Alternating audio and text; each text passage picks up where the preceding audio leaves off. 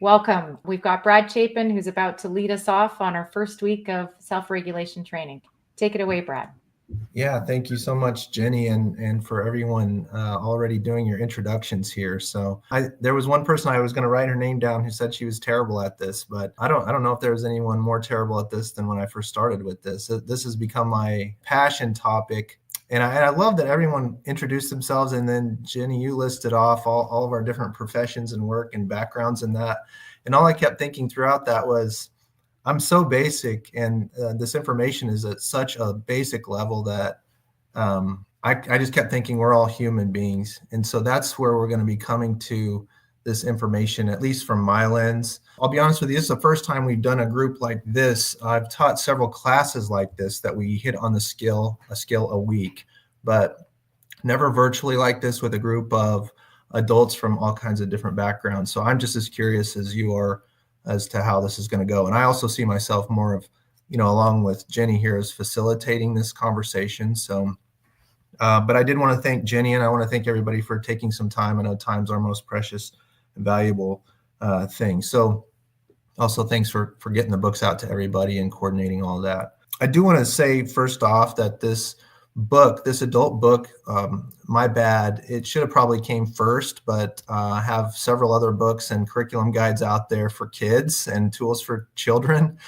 And I remember thinking when I first started out as a clinician working with adults, I always wanted to, I just kept working hours with these adults who are really dysregulated and struggling at the mental health center. And I was like, man, we need to get to these people earlier in life because they are pretty set in their ways, and these patterns of behavior are pretty instilled once you've been responding to challenge in a certain way for 30 or 35 years. It's more difficult to change. And I thought, well, I want to keep getting younger and younger and working with these kids. So we put out these curriculum guides for middle school, high school, elementary, and then pre-K. I thought, wow, we got the problem solved. And then COVID came around. So I've been in mental health for 25 years.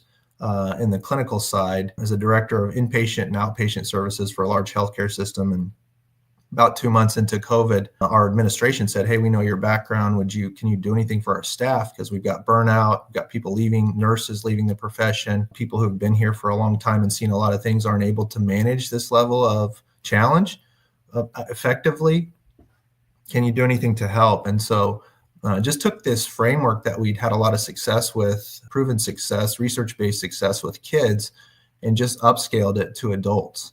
Probably for the last 3-4 years, I've spent more time working with adults on how to integrate, learn, practice this basic skill set and effectively reduce their perceived stress, which has been really cool to see happen. And then the more I've been talking with school districts around this idea, it's like, yeah, if the grownups aren't doing very well, how are we expecting them to get these skills to kids in a meaningful way and be able to co-regulate and help that development increase? So super happy that we have everybody on from different backgrounds here. And I can't wait to hear some of the stories that go along with how these skills are manifesting.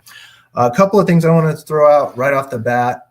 This book, hopefully it didn't take you very long to read.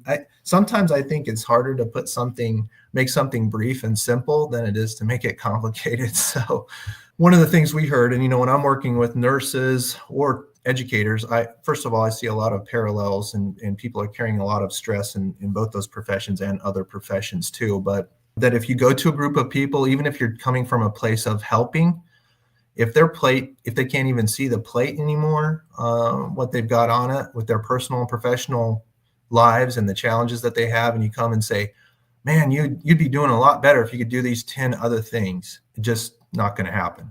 So part of this whole process was, how do we bring something to people who are already in this really dysregulated, pretty awful state that doesn't seem like more for them to do, or at a level that's just overwhelming to even get started to feel better. And I see that a lot of course, when I come from a behavioral health background. How do you get someone at this, they're just so far down, so low, no energy, nothing seems to be going well, to get to move forward from that stance. So I hope that you found it easy to read, a quick read. There's a lot in there. If you wanted to dig into the information in those words, in those chapters, and in those sentences, there's thousands of pages of research behind that if you want to dig deeper. But there was an effort, a really strong effort to make this simple to get through. So I want to throw that out there. I also want to qualify this that you can make this a lot more difficult than it needs to be. Sometimes I end up with pretty intelligent, pretty high level, highly educated, highly motivated, achievement striving folks in my trainings.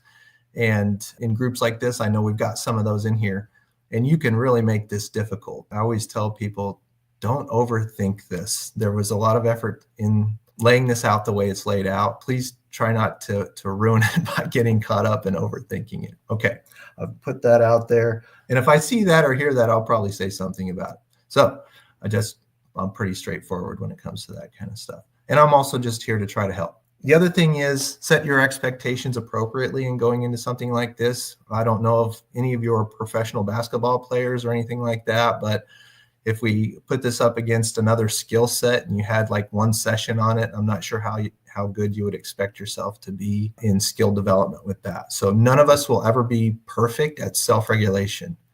That's actually not the goal here. What we're trying to do is become more aware and make some improvements along the way.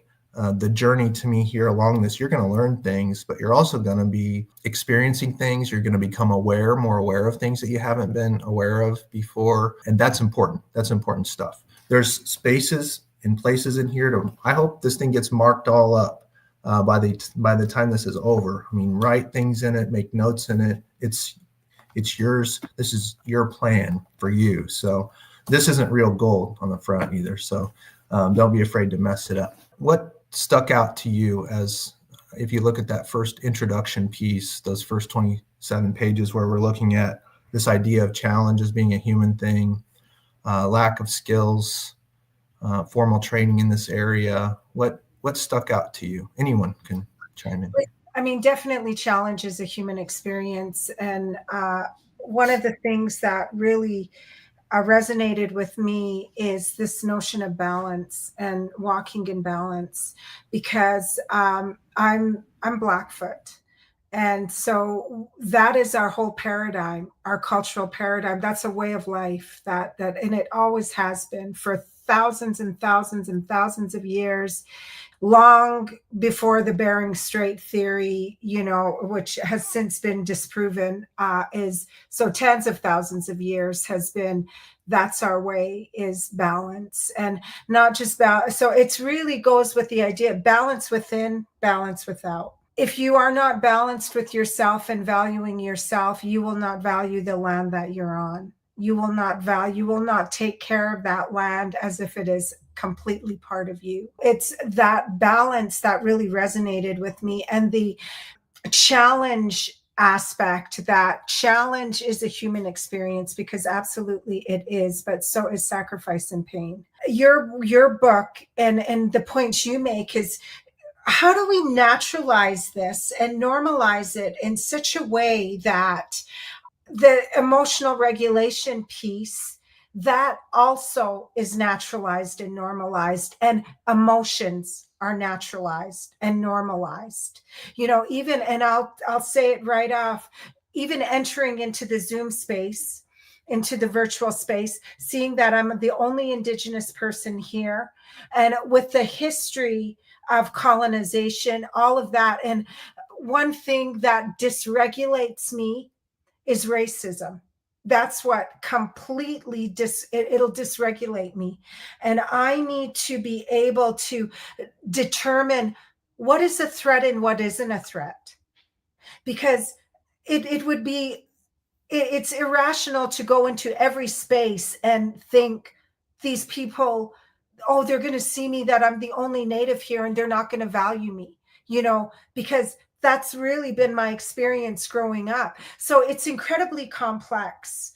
And I think the way you have sort of distilled it, you've distilled very complex neurophysiological processes that are happening in the brain, that are part of spirit, that are connected to the environment. And you've been able to distill them into these skill sets, domains that are very accessible. And so that was my impression in reading this. And so it's that awareness, almost hyper self-awareness, knowing yourself, right? Know yourself in order to know your environment, because our energy, and I think physics is finally, now really there's this evidence, empirical evidence, that we're all energy. Everything is energy.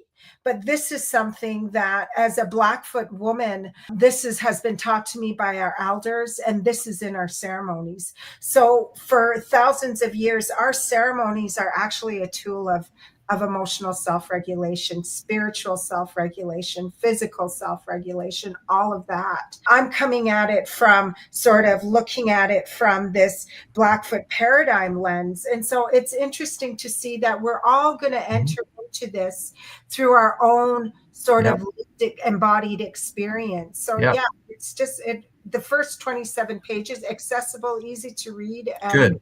Yeah, it was great. Everybody on this call and off this call has their challenge story, has their whole backpack full of stuff they're carrying around into every Zoom meeting, into every interaction, relationship.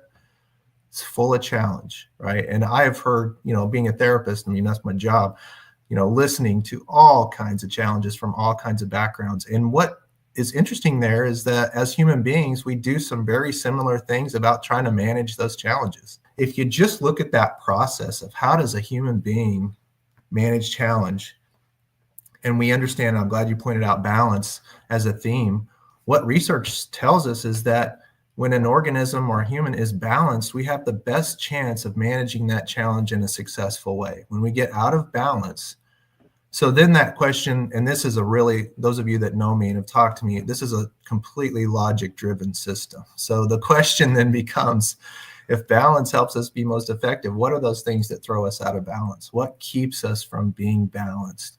That's a really, really important thing. And you probably noticed in that first chapter, we focused some on this other key term called reactivity. Reactivity really gets in the way of a human being being balanced and responding in a balanced way. When you look at the self-regulation training model and the skills that we're going to step through, it's really good to keep those two principles sort of in your mind. Balance is sort of the goal, and reactivity is sort of one of those things that's going to be in my way. There is no self-regulation without self-awareness. So there is always this piece of understanding, and then there's the skill training that comes along and the practice that goes with that. I wondered if anybody picked up on this idea of not really being formally prepared versus the vague advice that we often get when we're dealing with challenge. So how are we equipped to deal with this massive, these social emotional challenges are huge. Loss, grief, anger, threat, self-doubt, jealousy, all these things.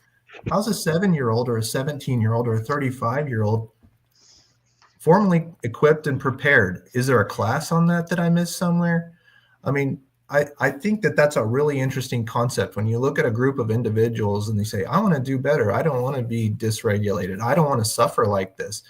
And yet when we're in these really challenging situations, what is it that we dish out for each other? What's offered? What do we fall back on? It's a lot of words is what I've come to the conclusion is. We dish out a lot of words and we receive a lot of words, and when you're really, really challenged and really, really suffering. And I put those in there, some of those examples. My favorite one is just hang in there, keep your chin up. Tomorrow will be a brighter day. These are all the things that we say, it'll get better. Time heals all wounds, all these things. And I think that bar is set really low, but I think we can do better than that when someone is in a challenging state. And so that's what gets me excited about this, is that skill development can lead to improved outcomes way more than just a cliche or another meme up on the wall can do for you. So that's why I'm excited for you all for the next 6 or 7 weeks here together. I know we're time's running here, and I want to hit on a couple of things. I want to make sure I get a couple of the things that I wanted you to pay particular attention to, but that vague advice piece is one. So we're gonna improve on that. We're gonna do much better than vague advice. There's an element of, in your challenges, in your list of challenges, your personal list of challenges, there's an element of controllables versus uncontrollable that I want you to sort of, hopefully you picked up on that. that we went through, that much of, we do an exercise usually when we're teaching this course in nursing school and to teachers, is list your challenges out on the side here. Some of the big ones: it's finance, it's relationships, it's job, it's other people, it's traffic, it's the weather, all kinds of things that you have in your backpack. And then we ask them to put a U or a C next to that. So it's uncontrollable versus controllables out of that list. And almost every time that we've done the course, the list of uncontrollable challenges is much greater than the list of controllables. And then you start thinking about, where am I putting my energy? I'm putting a lot of energy in trying to control these uncontrollable, challenging situations. If you think about this whole concept of me, a human being, responding to challenge, you need energy to respond to challenge in your life. You only have so much capacity to manage challenge as a human being. If you're spending over half of that time on uncontrollable challenges, how much time and energy does that leave you to spend on the things that you actually can do something about? And then the next logical question is, of the controllable problems, what do I do with those? How do I know how to manage those challenges? And that's where the skill training comes in. So I wanted to make sure that that controllable versus uncontrollable is something that's out there. And we're going to focus mostly on what we can have some control and influence over, because that's where we can maximize our time and energy. Gord offered a Blackfoot elder in Okotoks told him, no one listens to the angry man in the room. So that's that. This is I will say, one of my challenges is, you want something to change. And like you said, it's an uncontrollable, potentially, situation, but you're still trying to influence that situation. Yep. So it's trying to make sure that you, like, because, people will describe me going, like, why are they, and then I ask a question, I shoot my hand up, and or worse, when it comes to somebody close to my family, right? Where I stay controlled. And like you pointed out in these books or these conversations with you. Appreciate that, because passion, what, we're not going to make a whole bunch of robots here, make people not have emotions, and that's not what we're doing here. And you won't ever hear me say, so I like numbers and I like rating scales and those kinds of things. So if you are involved in a topic or a challenge where you're at a level 8 on a scale of 1 to 10, you're not going to hear me say you shouldn't be at a level 8. The question I want you to ask yourself is, are you an effective person in that challenging situation at a level 8? Is that where you want to be?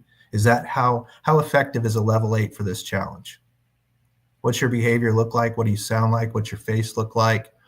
What's your internal processes feel like? Who's suffering at a level 8? So I won't tell you what number you should be, but the whole process is really geared around, if you recognize that a level 8 is not effective, and you think a level 3 is more effective, how do you get there?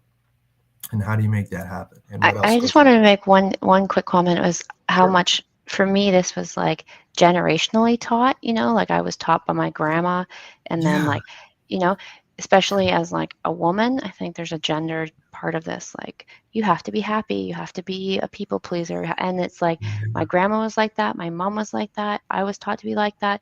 And how hard I'm trying to fight right now to not raise a daughter to be a people pleaser, and not to raise a daughter to be like, it's okay, you'll figure it out. Or like, anyways, I just wanted to kind of add that about the generational complexity and how hard it is to kind of break this pattern.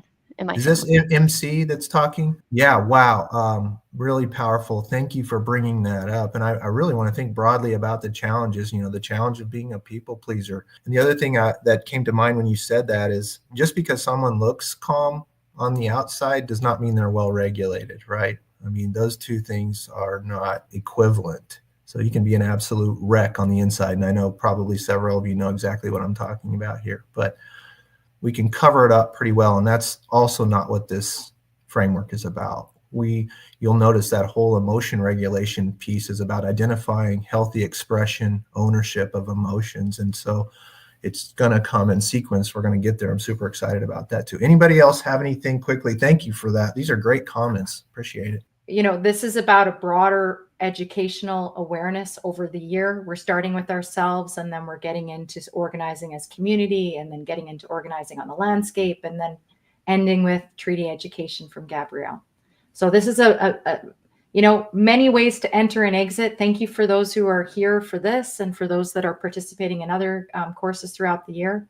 And this is all meant to feed and stack on each other and make it lighten the load for all of us. So, yeah. One last thing I wanted to say, this work, you can get into some deep places. We are asking you to be introspective. You could get in touch with some challenging situations that bring up some stuff as we go through these skills. So just wanted to encourage, this seemed like a really great group, supportive, safe environment, but just reach out if there's things that come up with that.